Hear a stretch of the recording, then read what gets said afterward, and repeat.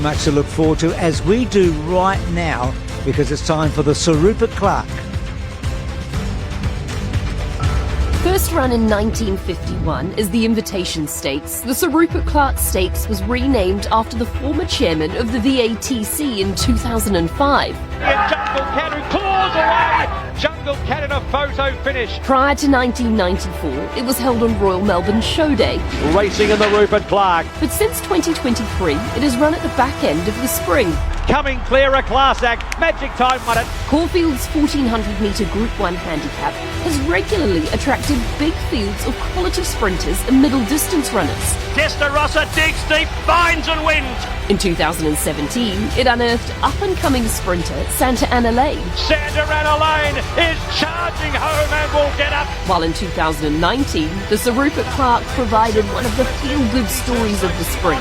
Be good to your mother, still going well at the 100. When Irish jockey Declan Bates and young Warrnambool trainer Daniel Bowman each claimed their first Group 1. There's a big party at the Bull tonight. It was a perfect lead into a Toorak for many years, wasn't it? It's had lots of different time zones. That Thursday prelim final week in Melbourne on show day, etc., but always a very good race. So those that are trying to win a Group 1 for the first time, Richard, and we've got a few here, haven't we? Yeah, so we keep reminding everyone about young Will Clarkin, who has joined the Corson's operation, and Glenn Thompson, who's the right-hand man to Mike Maroney, and has done a really good job while Mike was sick. They've got 3 runners coming up. And for the jockeys, well, Salim was superb in the previous race, and surely Daniel Stackhouse is going to get really, really close, and I think today could be the day. And Southport Tycoon already twice a Group 1 winner. Robbie Dolan, Group 1 winner, we know that for sure, and he put the exclamation mark with the Melbourne Cup, and he's now with Emma. His words, not mine, a thriving Robbie Dolan at the moment. And why wouldn't you be after your big win not too long ago in the Melbourne Cup, mate? I mean, we've caught up, congratulations, but how has it been over the last 10, 14 days? How are you dealing with it all? Oh, amazing. You know, I'm so privileged to be in the situation I'm in. A million interviews, you're 1,000,001. But no, like I said, I'm just so happy and so privileged to be in this situation, to be, you know, to win the Melbourne Cup and to do things like this, and it's just amazing. Have people been stopping you at airports and in the streets? How's that been? Yeah, a lot of people recognise me. Yeah. It really just goes to show the Melbourne Cup's more than a race, sort of for the wider sort of audience. But yeah, it feels good. Okay, today a big opportunity, 50 kilos, Bitter Creek. Tell us how the opportunity came about. Well, my manager rang me and he said, "Can you do 50 kilos?" And I said, "Absolutely." And that was it. I'm a natural lightweight rider. Thankfully, this ride came up at 50 kilos, and not a lot of jockeys can do it. And obviously, my name was probably in the papers. You know, I won the Melbourne Cup and that, you know. But no, look, again, so privileged to get a ride on what looks like a really nice horse going forward, and yeah, hopefully he can run really well. So you've had a suspension, you rode a winner, I think, a couple of days later at Ipswich. Do you feel like going forward, I mean, you're always a confident guy, like we know that, but what about your confidence in riding? Do you think that's gone up a notch as well? I was always confident myself, like you said. You know, you got to be. Confidence is everything in riding. If you're confident, you make the right decisions and you trust your horse a bit more and stuff. But yeah, you know me, little cocky Irish guy.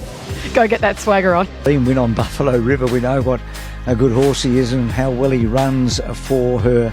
So it's a very good field. So Run Harry Run's already won a Blue Sapphire. Sort of was it on this day? No, I think it was in the middle of that week. Craig Williams, could he win a 7th and have the record off Ollie? They've both got 6. Robbie Dolan, does it just roll on here with Bitter Creek with that lightweight? Who knows? The Group 1 for Carleen and Celine. Can they join the other 11 women that have won a Group 1 in Australian racing? Kieran's already got his 50th Group 1 today. Could he make it a double today with that triple treat? And this is the story. This is the biggest story of the race. Jamie Cole McKenna, another Will. The whole family are here, including young Will, who the horse is named after. So some of the backstories to what I think is an outstanding renewal of this Group 1 race, the Sir Rupert Clarke, the 74th running. And Kieran Maher has such a strong hand. It'll be interesting to see what price he would be. What price Kieran Maher to win this race. And Southport Tycoon is the class runner of the field. And ran really well, I thought, in the Golden Eagle. Got up on the inside, charged at the line. 1,400 metres suits him even better. Such a quality animal. Look, he's got the quality horse's weight with the 58 kilos, so he has to give 8 kilos to the likes of Bitter Creek. That's the only task for him. He'll run really well. Tuvalu traditionally runs well fresh, Bruce. Doesn't mind a little sting out of the track, but do you want to be right there on speed? That's normally his racing pattern. He was third in this race when he went on to win the Toorak. So, look, he's an outstanding horse. He's a Group 1 winner of a Toorak.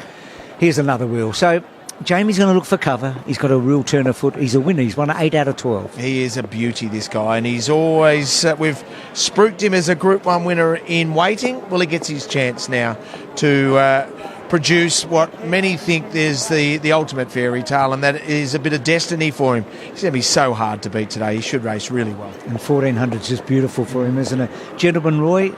Is it far enough, 1,400? Well, his record suggests that he's a very good 1,400 metre horse. He's just a really good racehorse, and he's going to be competitive here, Richard. I expect that, I think he's slightly over the odds. I think he's going to run extremely well. Climbing Star's got a lot of class. Yeah, she's the best roughie in the race for mine, and I think that she's going really well this preparation. First up ran at a Manicato and scooted on him at 11.6 the last 200 metres, which is sectional star. Then went up to the Sydney Stakes, had a checkered run behind Overpass, and that race rated really well.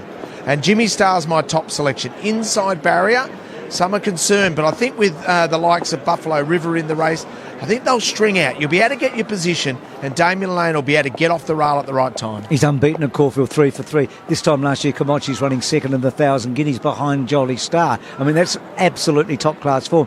Again, I think she's slightly over the odds. Willow's won 6 of these. He and Ollie have got the record. Buffalo River. So how aggressive is Celine here, knowing the wind of the day? Well, I think you've just got... That's the only way to ride him, though. You can't hold him up. He won't be competitive. Let him roll. Fourth run in the race, by the way, Richo. Yeah. Fourth time he's been here. And it always looks the perfect race for him, doesn't it? You've got to let him roll. He's won 4 of 22. Track and distance. Charmstone.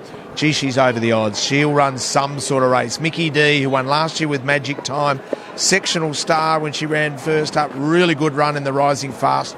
She's a factor. She is. She was cost 1.55 million. She's a quality horse. Roll on High's a big finisher. So big finishers are going well today. And then 50 to 1. That's not a bad price point as well. Carleen Heffel. Wouldn't this be a story if Carleen could be a winning Group 1 winning jockey? Second up from a spell. Nice return first up. Run, Harry, run. Blinkers go on today for a horse that goes forward. I'm sure he'll be adding pace into the race. He'll be probably camped on Buffalo River, the stablemate. Yeah, 1 of 3 for Moroney and Thompson in the race, and Patrick Maloney, I think, only ride for the day. Stopati won his first 5 races. He went into a Caulfield Guineas unbeaten, 5 for 5. He showed a little return to form. Is he strong enough at the end of this race today? I do feel like he's turning the corner back. War Machine, well, they've been aggressive in their placement of this horse, and he hasn't really let them down, has he? Oh, I thought he was fantastic in the Golden Eagle when he was right there on speed, and then, of course, it was a run-on race, and he had the audacity to still be there boxing on. He's only beaten 3 lengths by Lake Forest. He'll run really well. And Bitter Creek, no weight, Robbie Dolan.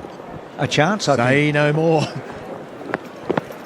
Let's listen to Big Price. He's shy you away. Tuvalu at the bottom as well, seeing quite the drift. But right now, another wheel backed off the map and would be a great result for all. Chances are you're about to lose. For free and confidential support, call the number on your screen or visit the website. We'll come back to you, Felix, for that market mover. Lizzie, I might get to you just for your thoughts on what looks to be a fascinating renewal of the Sir Rupert Clarke.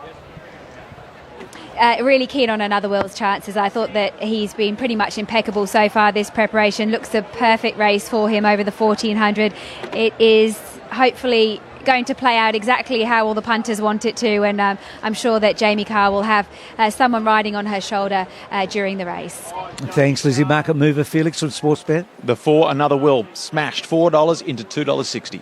Feel un-Australian for going against another will with Jimmy Starr, but he loves Caulfield and Speedy. I think he'll run really well, and ditto for my roughie. I think she's a quality mare, Climbing Star. I think Charmstone can run a big race. Peaks third up over the 1,400 metres. We've seen her quality in a Golden Rose before disaster struck. So I think she can run a big race, but my on-top selection, not only for the story, but for the progressive horse that he is another will. Yeah, I'm a bit with you, Em. I think another Will or Jimmy Star. So but I think Charmstone's fantastic odds with a big chance, and Mick Price's confidence is giving me a bit too as well. So how does it play out? We know the backstories, we know the narrative, $1 million a Group 1. It's the final Group 1 race on the eastern seaboard for the spring. The 29th, the focus goes to Western Australia, of course, for their summer carnival. Here's Matty Hill. Stand by and away they go. Pretty good line. Roll on High goes back to the end with Tuvalu and Southport Tycoon. Run Harry Run fired out is one of the initial leaders. Has its bib in front in the opening stages from War Machine.